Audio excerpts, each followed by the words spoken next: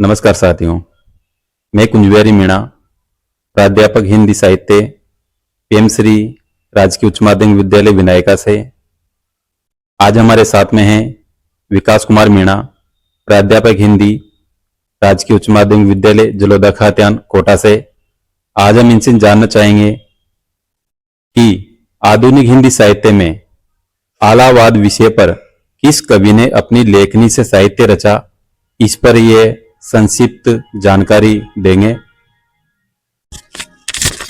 बिल्कुल सर, आपने बहुत ही बड़ी बात कह दी कि आज के युग में साहित्य के प्रति रुझान थोड़ा सा कम है, क्योंकि वर्तमान में देखा जा रहा है जो आधुनिक युग है उसमें सभी सोशल मीडिया का ज्यादा से ज्यादा प्रयोग कर रहे हैं, मोबाइल के साथ ज्यादा खेल रहे हैं। तो मैं इस पर बात करना चाहूंगा कि हालावाद के जो हमारे हिंदी साहित्य के जो प्रवर्तक हैं वो कवि हरिवंश राय बच्चन हुए हैं, जो आप जानते हो। अभिनेता जो अमिताभ बच्चन जी हैं उनके ये पिताजी थे, और इन्होंने हालावाद पर और साहित्य पर अपनी लेखनी चलाई और इसी से ये प्रसिद्धि इनको प्राप्त हुई है। सबसे पहले इन्होंने अपनी आत्मकथा के जरिए जनता को बताया, और इनकी प्रसिद्धि के आधार पर ही इनकी पहली रचना जो है वह मानी जाती है मधुशाला। तो उसको अनेक साहित्यकारों ने गहन अध्ययन किया है और वास्तव में उन्होंने अपने मानसिक पटल पर उतारा है और साहित्य के प्रति उनका रुझान आया है। छोटी सी इनकी कविता है जो मैं आपको, आत्मकथा है, उसको आपके सामने प्रस्तुत करूं कि मैं जग जीवन का भार लिए फिरता हूँ, रोदन में राग लिए फिरता हूँ, कर दिया किसी ने झंकृत में सांसों के दो तार लिए फिरता हूँ।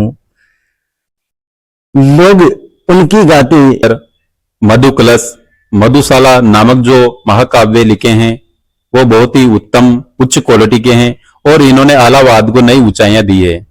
और इसी के साथ में इस विषय पर यह पूछना चाहूंगा कि वर्तमान समय में विद्यार्थी इस विषय को किस तरह से देखते हैं, आप इस पर भी अपनी बात रखें विकास जी।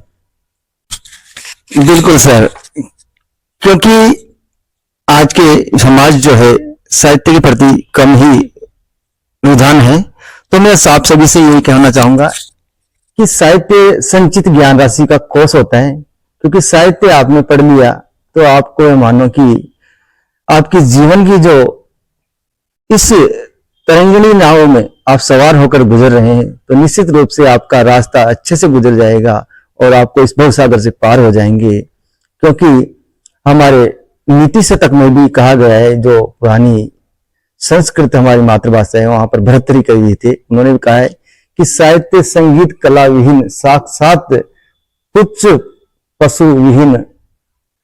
अर्थात साहित्य से हमारे को इस संसार में पार पा सकते हैं और साहित्य पर अपने को ज्यादा से ज्यादा अध्ययन करना चाहिए, किताबों का अपने को अध्ययन करना चाहिए। तो सभी ये पढ़ ले कि अपन इस जिस प्रकार से हरिवंश राय बच्चन ने अपनी आत्मकथा के द्वारा समाज को जागृत किया है, तो हम भी आज से प्रण लें कि अधिक से अधिक साहित्य का अध्ययन करें और इसका मनन करें, ताकि हम इस आज के जो सोशल मीडिया के जमाने में, मोबाइल के जमाने में हम साहित्य से परिचित हो सके।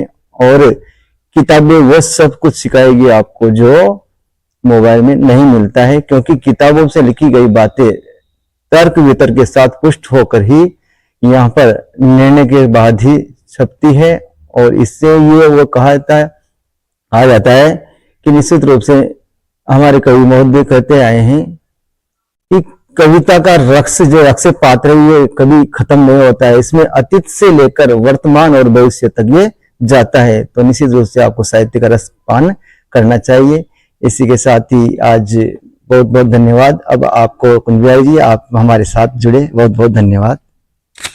बिल्कुल विकास जी, कहते भी हैं कि साहित्य समाज का व्यक्ति का दर्पण होता है और इस दर्पण के माध्यम से जो समाज में घटित होता है वो सब सबके सामने आता है। इसीलिए साहित्य समाज के सरोकारों को सबके सामने रखता है। इस जानकारी के साथ आपका बहुत बहुत धन्यवाद विकास जी।